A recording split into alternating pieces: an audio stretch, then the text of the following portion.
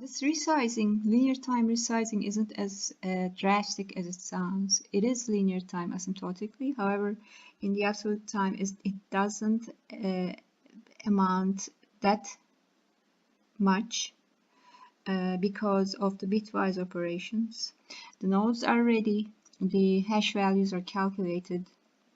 Even the nodes are instantiated unless there's a go between the tree structure and the linked list. So it isn't that high in the absolute time.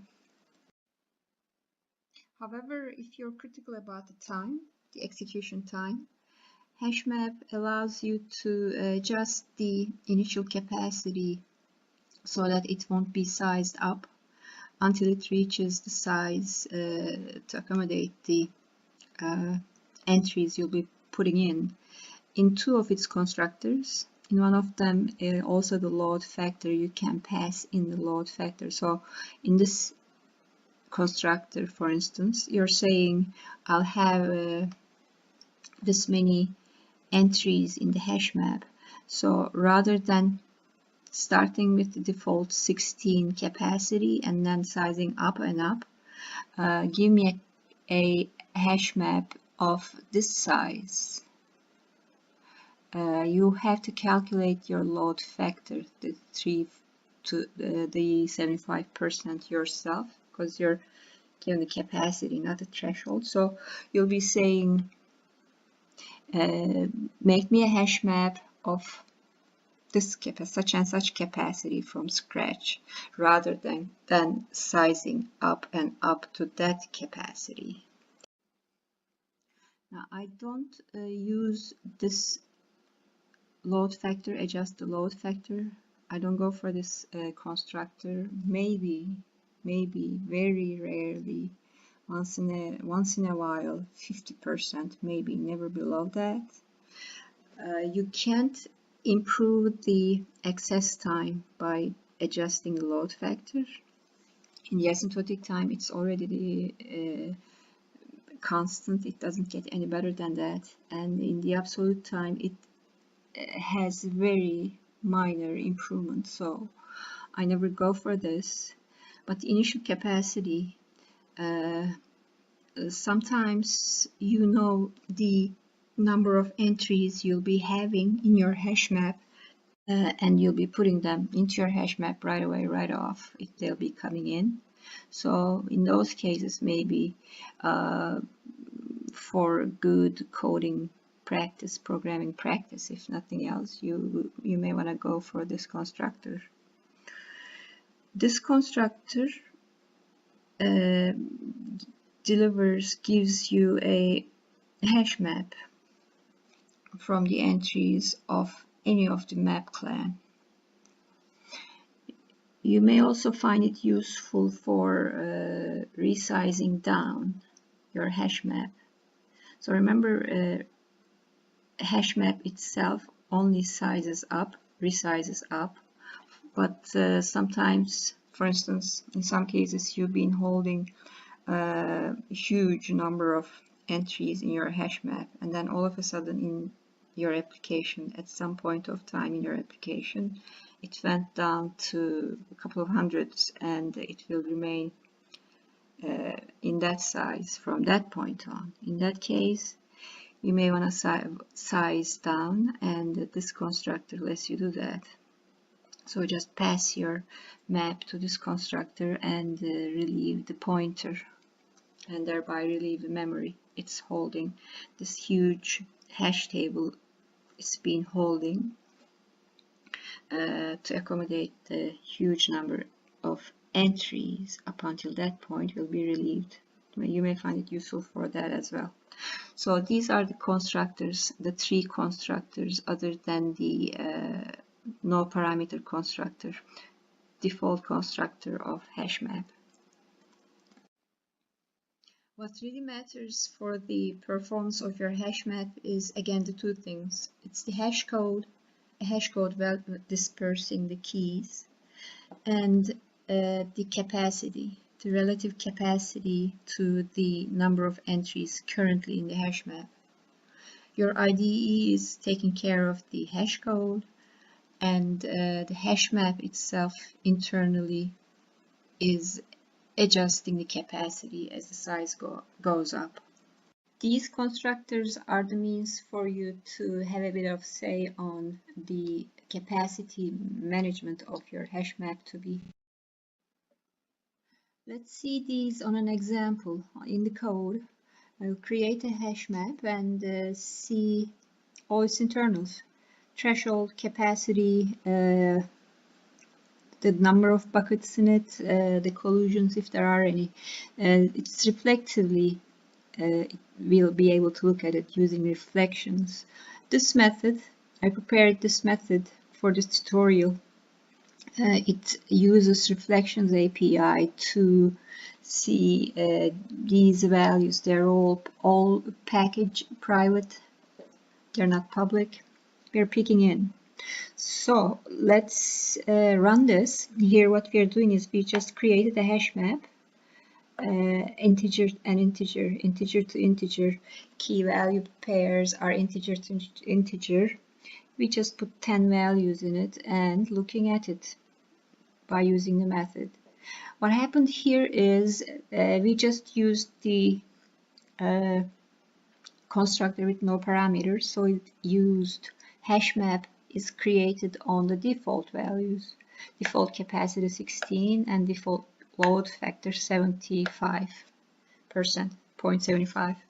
So because of this, the HashMap will double its capacity the moment we put the 13th entry in it.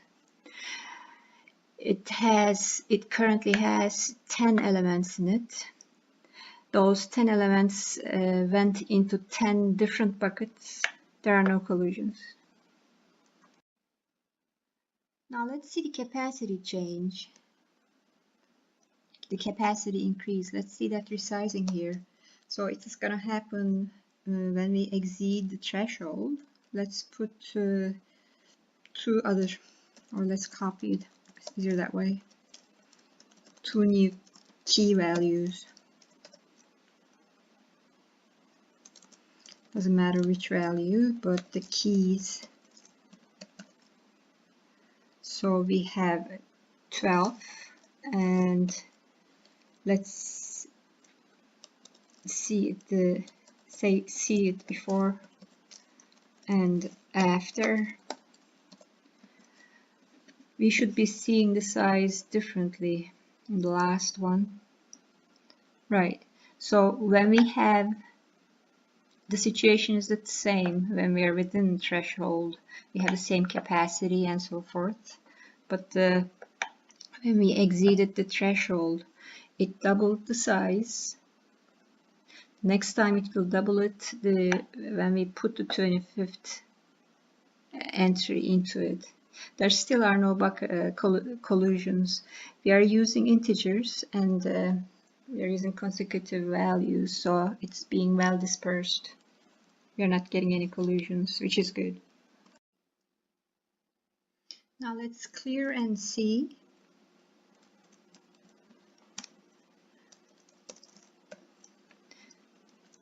The capacity remains unchanged. HashMap is never sized down, although there are no elements in it. The capacity isn't any reduced. Now, I don't know whether you noticed, but I didn't show the HashMap before putting any values into it. I did that on purpose. It's because, now let's just run it and see. It's because of this. See, there's nothing in here. The threshold and capacity is not loaded yet. The values are not there.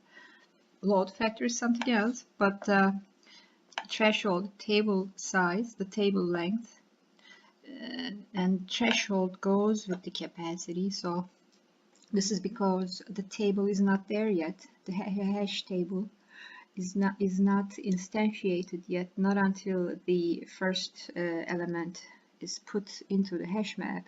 The table is created lazily, not eagerly. So this is an edge case. just don't get surprised when you see this when you're experimenting on your own. There's nothing wrong here. Everything is intact. This is just the way HashMap is managing things internally within itself. We are peeking in here. These aren't for our eyes. We are peeking in, so we are seeing some things out of their context. All these fields have package access. They are not public. These aren't for our eyes. Don't get surprised when you see this edge case. By the way, I'll provide this code for your own use in your own time. I'll put a GitHub link to it in the description of this video. I'd also like to show the resize operation here in action. Let's see what kind of time it takes. This is the code for it. We have a hash map. It's starting out with 16 buckets, that's 2 to 4, and it's eventually growing to this capacity, 2 to 24. We are filling it up all the way there is, as much as we can, without exceeding this capacity.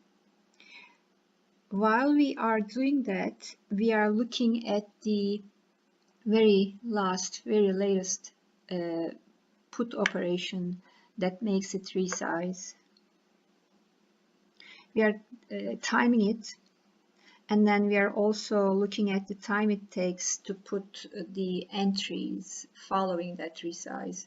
So here up until this time, it will have put half the entries, and after this time till the end, it will have put the other half of the entries.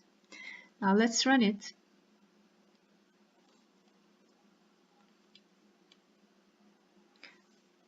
Oh, let's, we no longer need this code. We're on something else now, and okay, let's run it. It'll take a bit of time. The times are all, we are measuring the times in, they are in milliseconds.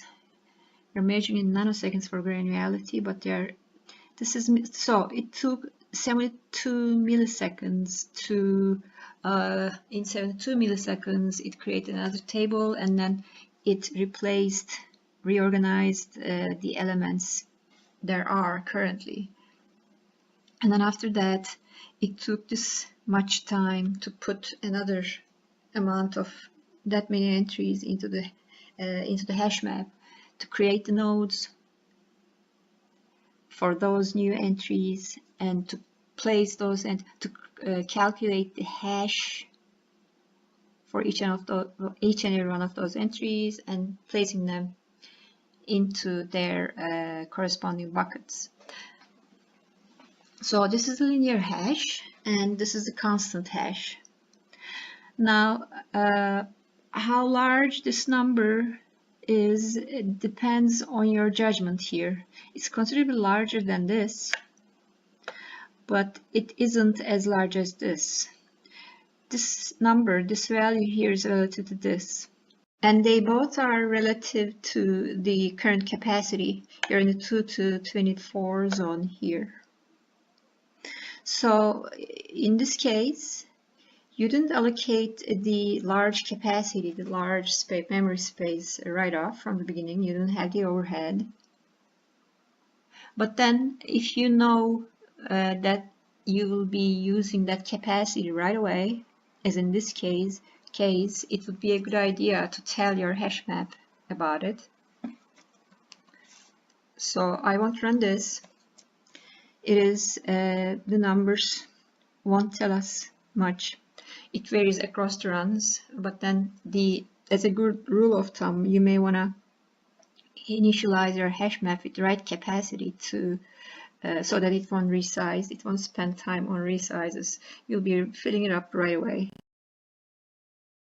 This is all we have for HashMap for today. Thank you very much for your attention. Thank you for watching. Please comment. Your questions, your suggestions, your opinion, your feedback. I'd be very interested in all of these. What you'd like to see, what you wouldn't like to see, what you'd like to see differently. I'll try to attend each and every one of your comments.